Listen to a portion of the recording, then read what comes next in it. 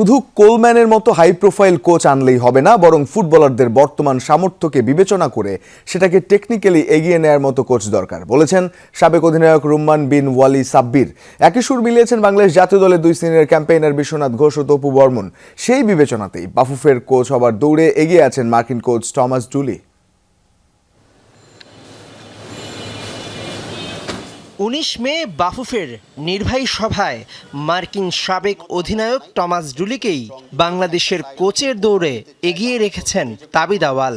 এখনো হয়নি আনুষ্ঠানিক চুক্তি, কিন্তু কেন তাকে এগিয়ে রাখা সেই প্রশ্ন উঠছে। নাসের হেজাজি একসময় কিন্তু 78 ওয়ার্ল্ড কাপের ইরান টিমে গোলকিপার ছিল। উনি কিন্তু অনেক ভালো মাপের কিন্তু কোচ।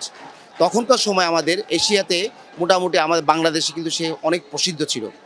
তো পরবর্তী সময় যখন সে প্লেয়ারের সংখ্যা মহড়ানে কমে গেল, সে কিন্তু চেষ্টা করেছিল যে 12টা 1টার সময় বিভিন্ন প্লেয়ারকে বিভিন্ন ধরনের প্র্যাকটিস করানোর জন্য, যে ওই মানের খেলা নিয়ে আসার জন্য। কিন্তু পরবর্তী সময় তারা কিন্তু ওই পারফরমেন্স করতে পারে নাই, যে কারণে পরবর্তী সময় কিন্তু ক্লাবকে না বলে কিন্তু সে দেশে চলে গেছে। কোচের পাশাপাশি প্লেয়ারও ভালো প্লেয়ার দরকার, কারণ ওই মানে কোচ হলে ওই মানে প্লেয়ার না পারফর্ম কিন্তু ওয়েল করতে পারবে না। যুক্তরাষ্ট্র বিশ্বকাপ দলের সহকারী কোচ ছিলেন ডুলি। ফিলিপাইন জাতীয় দলকে কোয়ালিফাই করিয়েছিলেন প্রথমবারের মতো এএফসি এশিয়ান কাপে। গায়ানার হয়ে শতভাগ ম্যাচ জয় record. I had a conversation with President Nonong and Ernie. Dooley নিজে যখন ফুটবলার ছিলেন, জিতেছিলেন বুন্দেসলিগা ও UEFA trophy.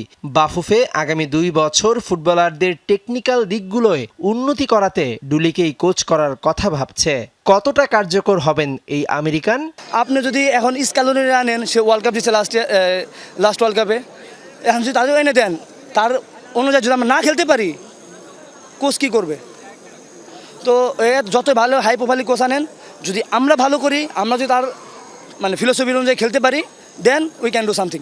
Bangladesh football result এবং অ্যাচিভমেন্ট চায় আমাদের দর্শকরা। আসলে যে আসুক, আমার কাছে মনে হয় একটা ভালো টিম দাঁড়া করাবে এবং আমাদের যে সামনে খেলাগুলো আছে সেখানে আমরা জিতব। তবে সরকারি অর্থ সহায়তা পাবার নিশ্চয়তার পরও বাফুফে কোলম্যান কিংবা ব্র্যান্ড স্টর্কদের কেন আনতে পারছে না, সেই প্রশ্ন তুলছেন ভক্তরা। মেহেদি নাইম, যমুনা স্পোর্টস, ঢাকা।